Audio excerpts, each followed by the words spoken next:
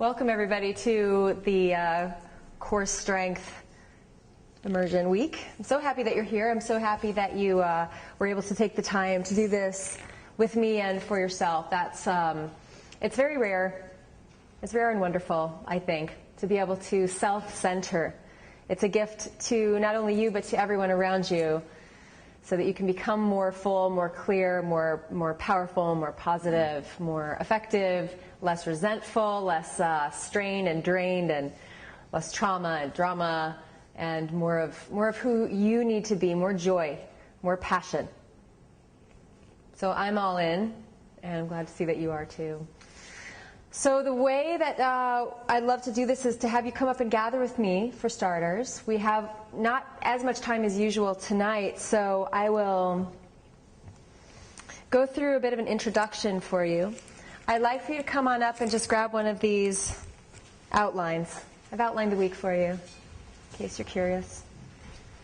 And then just come on down and sit up closer to me for this little bit. This is usually how we'll start the sessions.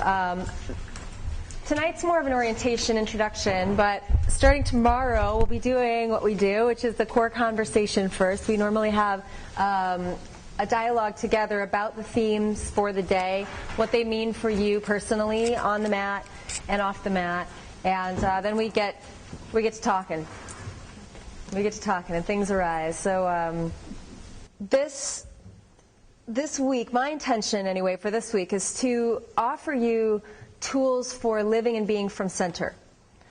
That means I will give you my take, my perspectives, my organizational principles for yoga, asana or yoga poses, my thoughts on living in alignment with what you're doing on the mat. And from there you can take it and alchemize it and use it in your own way, your way. So this is also about universal principles of centering and principles of alignment within the poses and within your life outside, but it's also for you to adapt. I've already had a couple of conversations in here with people who have special needs or this, that, and the other thing, but we all have special needs, really, because we're all unique. Our bodies are not built the same way from person to person. We have had different experiences that are stored in different ways in our muscles and our tissues. Right? Maybe we've been doing and teaching yoga, as Nancy has, for years. Maybe we haven't been getting to yoga as much as we've wanted to, and so the bodies are different. Even your organs can be in slightly different places or radically different places. And, of course, our bones aren't linear. They all move in spirals. Our breath moves in spirals. Liquid inside of our bodies, the blood, everything moves in our spiral formation, so there's not even a straight line in any of us anyway. So the question becomes, in one facet of core centering, is that inner inquiry that you go through every time you are confronted with a teacher like me asking you to do a pose, or life giving you some kind of experience. Then what are you going to do about it? Not what does everybody else do about it, or what's the person next to you doing about it, but what do you specifically need to do with it and about it to make it more like you instead of less. So this week I really hope that I can give you tools and inspirations and tips that you can now use to kind of reorganize and harmonize with who you really need to be. And that's a tall order, but somehow we accomplish it together, whether it's a weekend or a class or a week. So I'm glad we have some time. You'll see poses recur. You'll see some of these facets I'll be teaching you overlap, and that's because the core isn't just one thing. The core is a conversation between your body and itself on all your different levels. So there's not just, we'll be doing an abdominal class, or the outer torso muscles. We'll be doing a psoas focused class. Then the psoas is going to add into the trinity, which are 3 different muscles that help to shore up and move the spine deeply. Then we'll be talking about that pelvic diaphragm when it comes to the breath. So we're conversing with ourselves all the time. And there's really no part of you that isn't affected when you're focusing on any other part. It's all holistic. So there's no way that we can kind of separate unless we actually took it out of the body. We can separate the psoas right? Or the quadriceps from the body.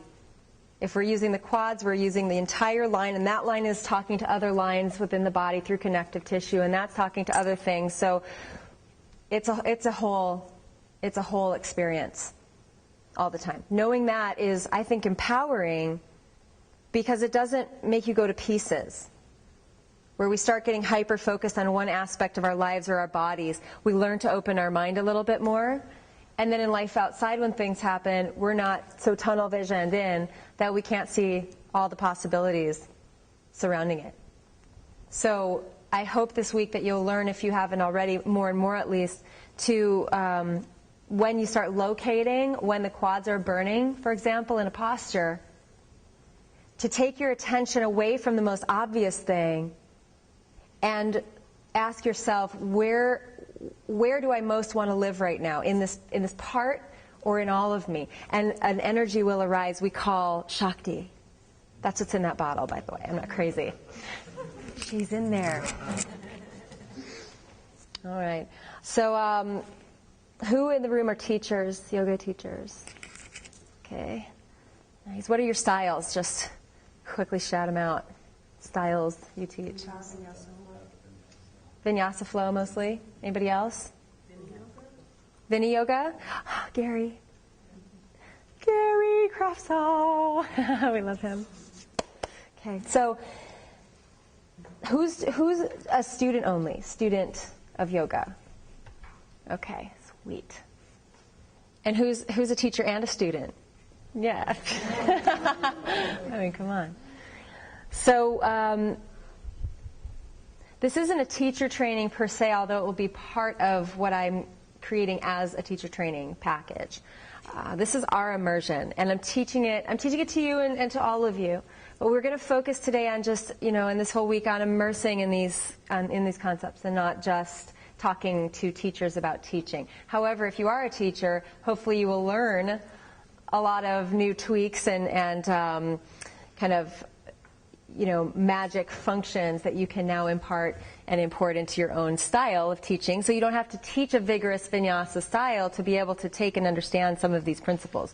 You could easily teach a gentle class with this. You can do any of your practices, students or teachers, that you love to do, and just turn it up to 11, a little amplification of the benefits just by making simple tweaks. And the tweaks are, for me, if I had to say quickly, teaching or doing yoga poses from the ground up and the inside out. Instead of the air or sky expression down or the outside in. Which is how, and this is hopefully the last and first time I will compare this to other styles, because I think they all have value, and everyone's just kind of applying a different perspective to things. But yoga poses are so often taught from stretch or expression or kind of an airiness first, and using outer body instructions mostly. So I don't hear a lot of inner body instruction, and I don't see them being built from an earthy foundational place often. And that's a detriment, because it leaks your power. It leaks your power because you're not stable and grounded first, then drawing yourself up into center, then expressing yourself from there only as much as you personally can express without losing one of those first two. And if we're giving instructions to step the foot forward and lift the arms up, and now you're in Warrior One, it does a disservice because it doesn't teach that holistic nature of cause and effect within the body. Therefore, we're not paying attention to it, therefore maybe not doing it as much, therefore not experiencing it or even activating it. And those are very important aspects of the poses to unite with. Because they build more heat, they make you more awesome in general and more popular with everyone. I'm just seeing if you're listening. I'll throw it in. We're all tired. It's, first day. What'd you say? Sexy is all hell. Yes, that's right. Hot at every, meaning of the word.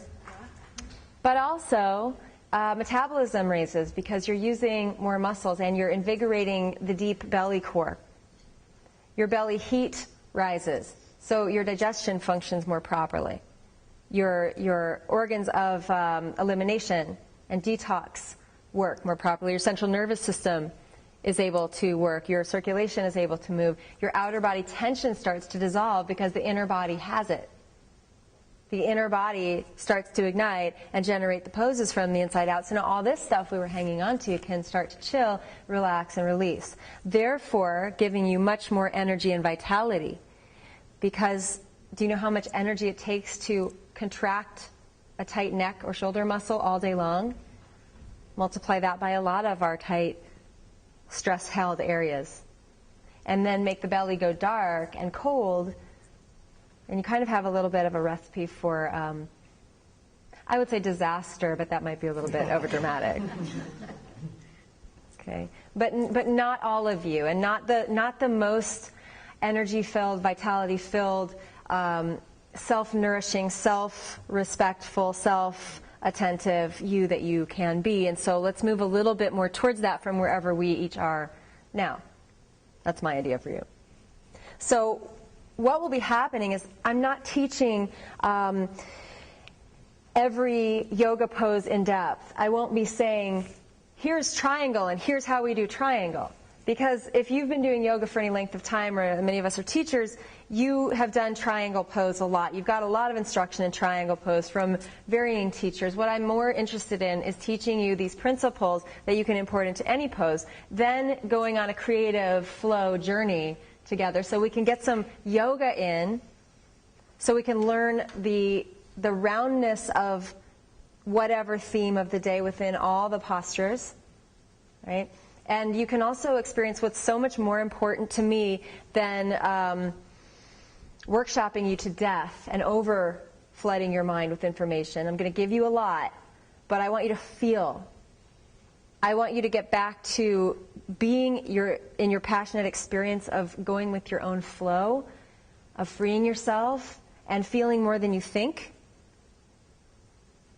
and letting the mind back off a little bit, right? And getting back to that which actually inspires us from the inside, which is linking up with that kind of river of energy, of Shakti, of living force, of chi, that would happen maybe for some of us if we put on a Beyonce song, for example.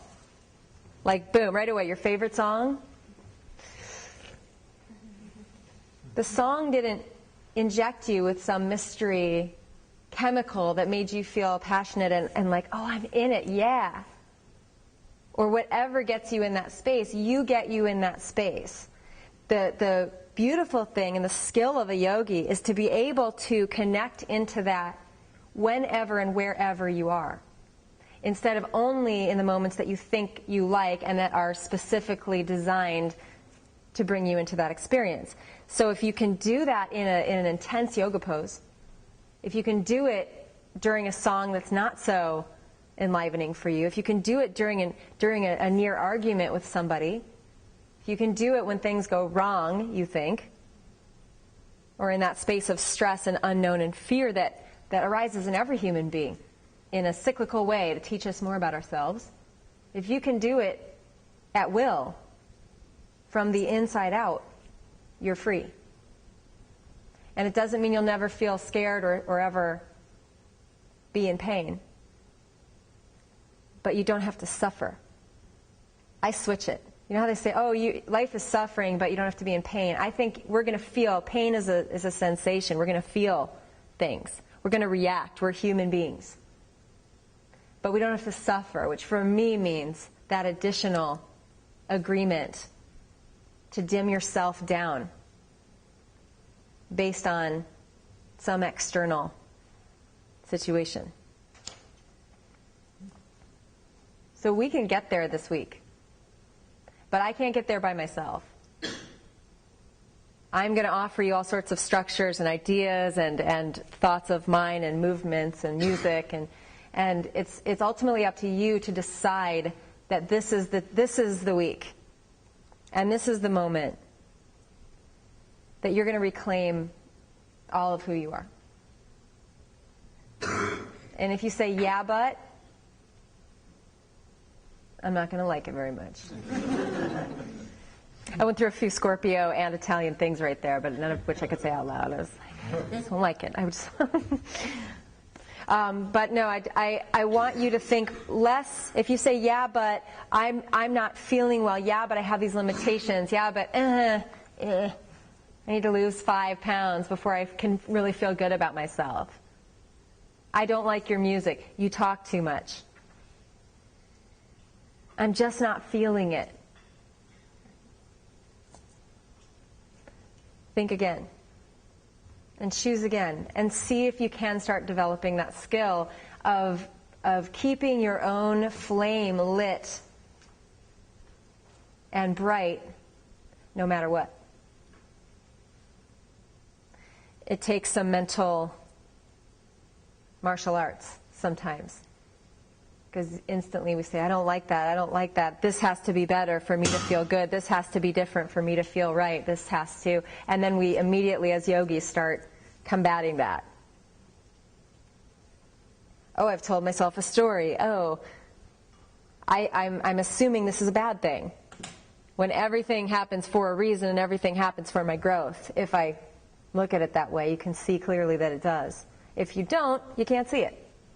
Maybe consider it. And this week, we'll root out all those different areas for you specifically that tend to dampen you. Your habits in a moment where you're either asking or wanting to grow and transform, or in a moment of challenge. Both of those are pivotal times when we start to talk ourselves out of our own hugeness and grace. Start to let other people do it for us or take it from us. Which they can't, but, that's another story. So I think the last thing I want to say really is when I teach you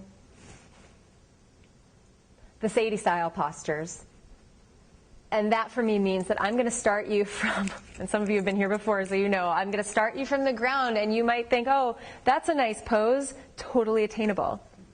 That's good. I want you to think that, and I want you to completely stay there if that's what you need to exist in that space or, to transform a little bit. I'm always one for finding your edge. You find your edge with me, and don't go crazy. Don't be jumping off the ledge of edge, because there might not be anybody there to catch you, except for Cordy. Where's Cordy?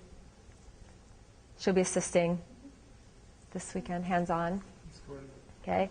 If you want more or less, if you want her to jump on you, if you want her to log roll you while you're, forward bend or, anything specific, let her know, but she'll be there as well.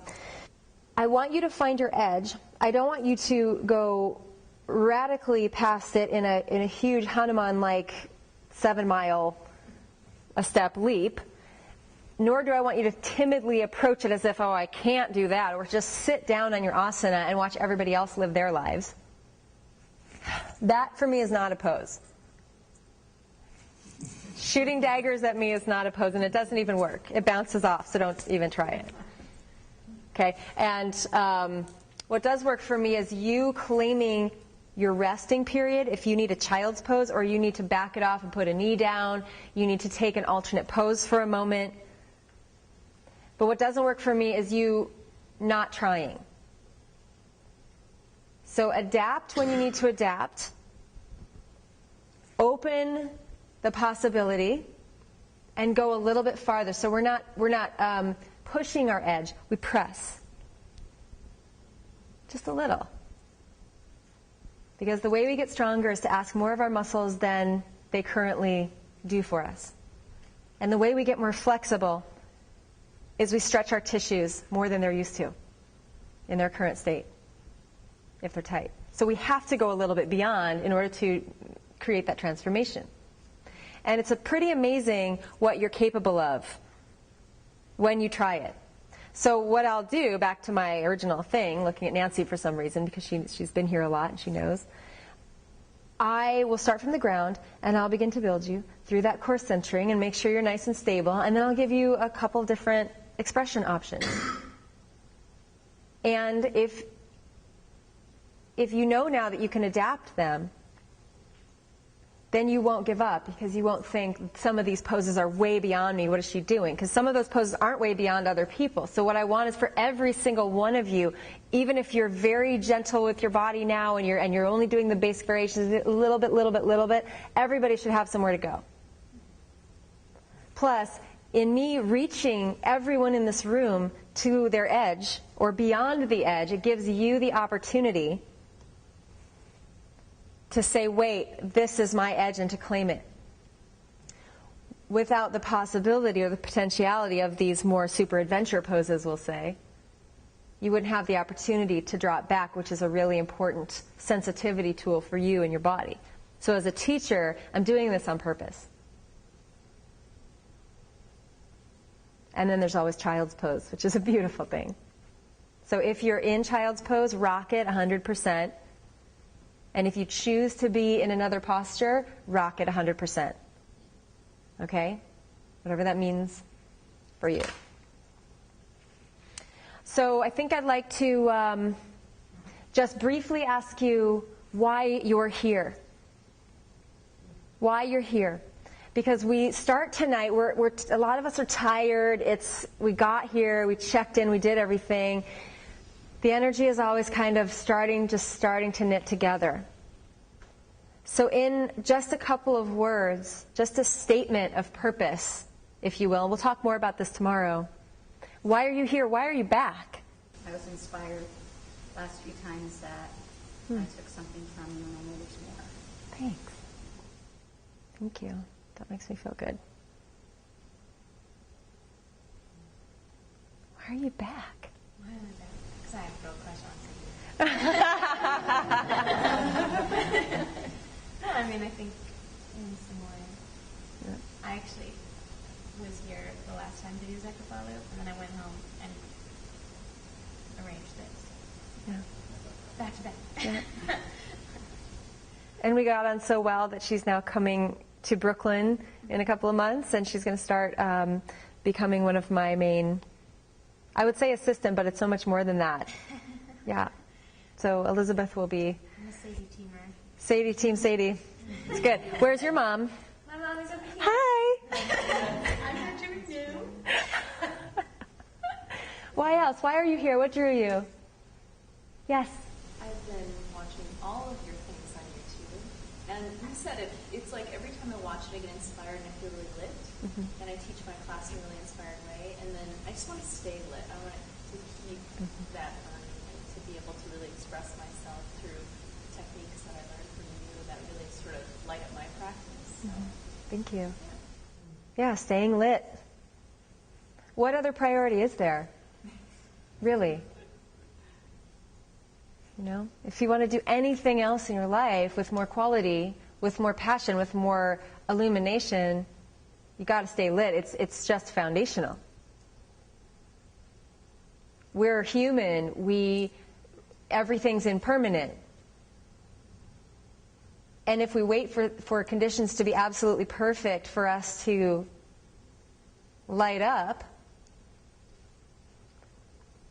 when is it gonna happen?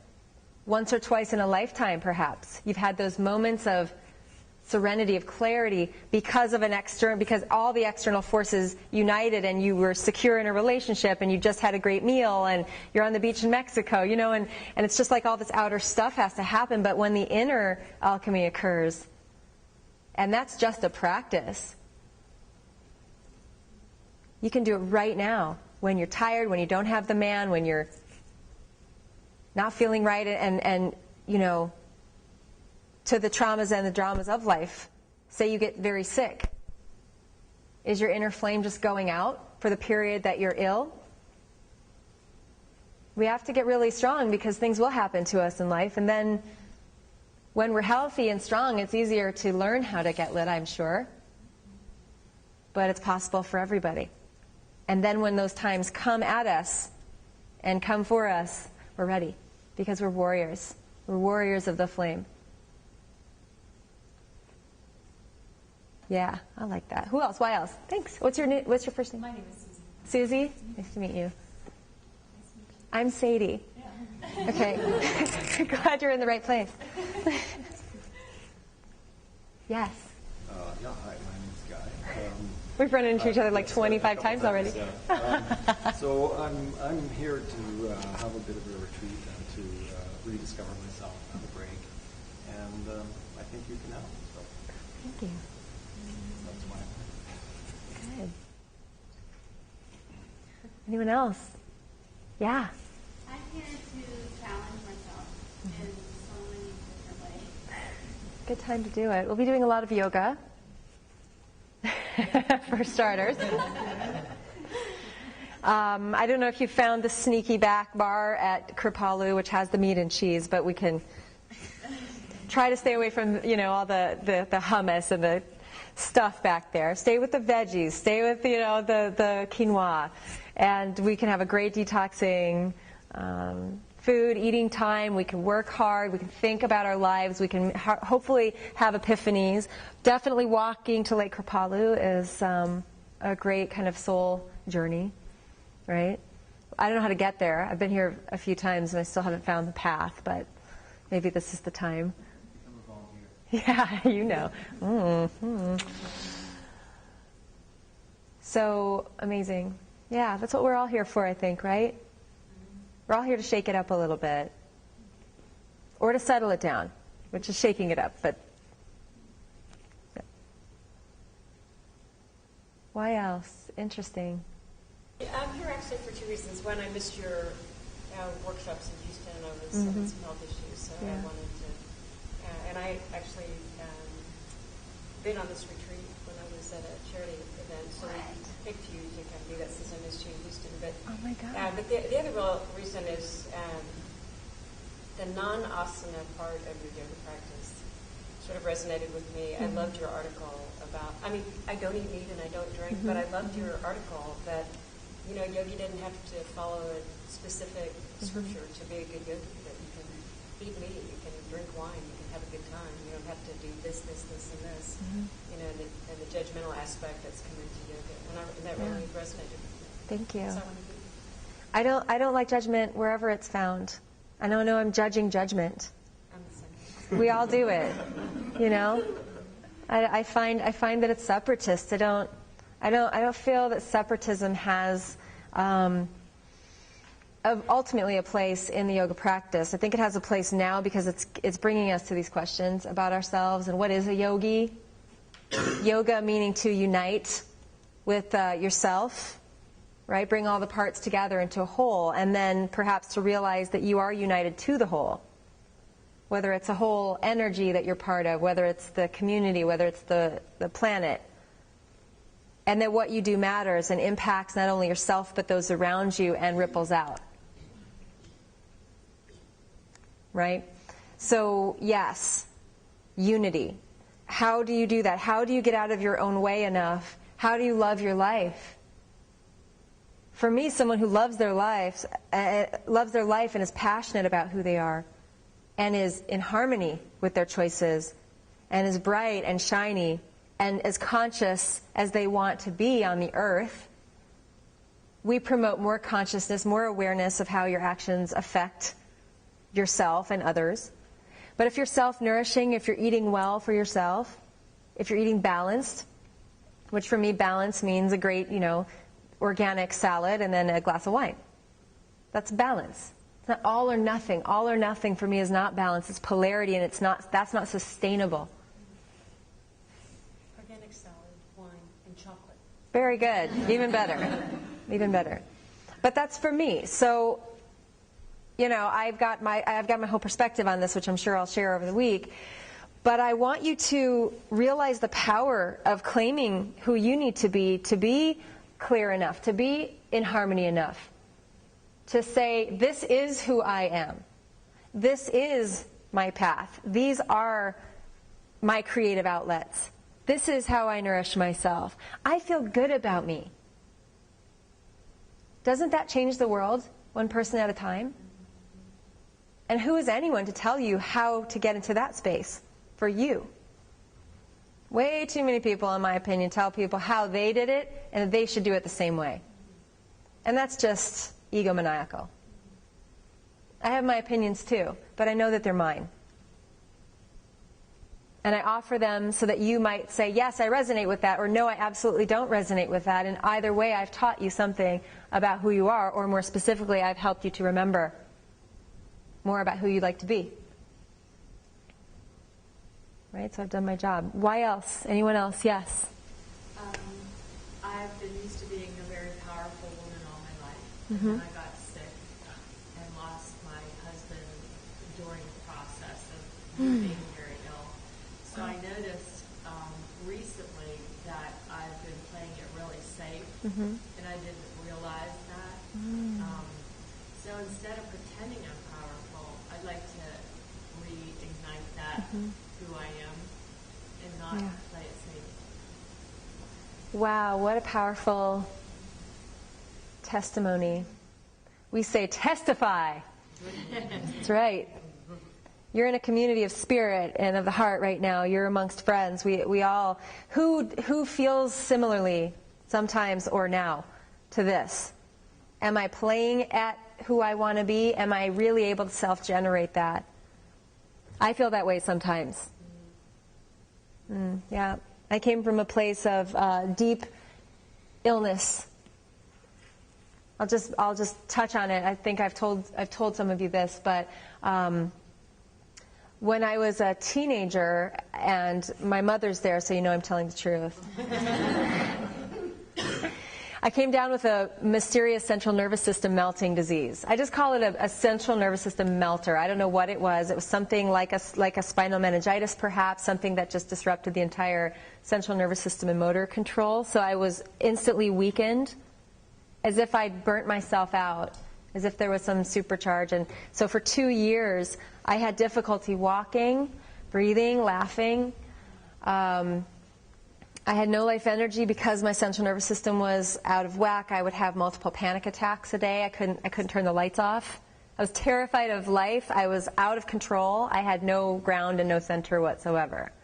And being in Iowa back then, in the middle of the country where there wasn't a big holistic consciousness, we'll just say it that way, we didn't have the tools. We didn't have the internet. We talked on cell phones that were this big. So my mom and I had to figure out how to fight something like that was systemic with the resources at hand, which were so few. So we had a yoga book. It was Richard Hittleman's 28-Day Yoga.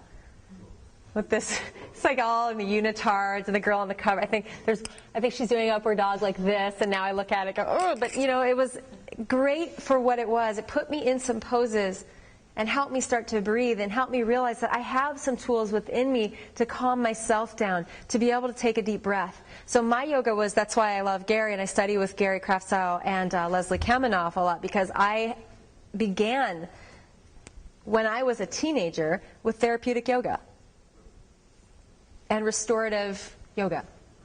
So that was my path, and then building myself back up towards health and finding a ground.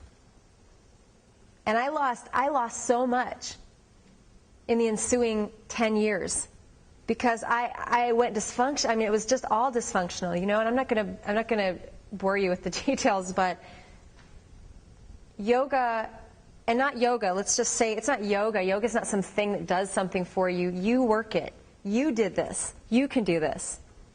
We can reclaim ourselves. We can move ourselves towards health, even if there's something going on in the body. We can do our best. We can stay peaceful. We can stay calm. We can stay empowered. We can stay vibrant and gorgeous till that last breath comes out of us. Literally, I'm not even kidding you, some of the most inspiring people I've ever met have been on their deathbed. Some of the most Shakti-filled, beautiful, amazing people. Changed people's lives to the last moment of theirs. There's no reason we can't do it here today. And guess what it is? It isn't a trying harder to be powerful or to get something or like have sensations or be mystical or get some like spiritual experience. It's a simple relaxation into who you already are. It's saying, this is my story and I'm sticking to it. It's a quiet knowing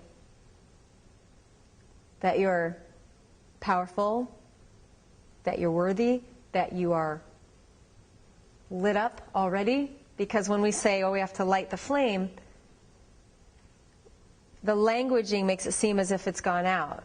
It's really just to uncover and rediscover what's already burning inside of you. And give it the conditions to burn brighter. Anyone else want to speak? Thank you for that. Gorgeous. Sadie, John Wilson. Hi, John. I would just like to say I'm very interested in the Nice. Myofacial meridian business of yoga, and when you add that on top of what's been offered on the group, what we're looking for. Yeah. So I hope to have some of that. Yep. Every day. Understanding. Every day we're going to talk about a portion or an entire meridian, which I think is really important to know about. We'll talk more about that, but we have a lot of those meridians, and they all talk to each other too, through these channels of communication and sensory information that we call fascia. Fascia is over every muscle. It's connecting itself, connecting the muscles together, and then connecting these meridians to all the other meridians too. So inside the body, it's less like a skeleton that's nice and clear to see, and more like a person wrapped in a spider web. So how can there be separation when there's no separation? There can only be focal points. All right, so when I give you instruction during this week, we're not in a huge anatomy lab this week either, and I'm not going to go through every little detail. And if I was going to, I'd have Leslie Kamenoff sitting right here with me. Okay, but when I give you instructions in the order I give them, it is specifically designed to help to release these more superficial outer body muscles and ignite the inner body. The deep core line, which is somewhere in there, we'll talk about it later, which is really your source of power. When you can get out of your own way and reignite that inner you, physically, actually, and experience that, like tea leaves, it infuses everything else. All that watery you know? So if we can find it on one level, we spark it on all the rest. What we're doing physically is exactly what I'm just spouting to you.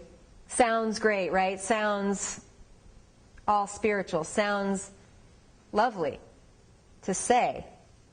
But to feel? Revolutionary. So let's feel it. You wanna? A little bit more. So right now we're just gonna we're gonna flow a little bit. We're gonna shake off the road, everything that's happened. But wherever you're finding that tension, just pay attention to yourself tonight.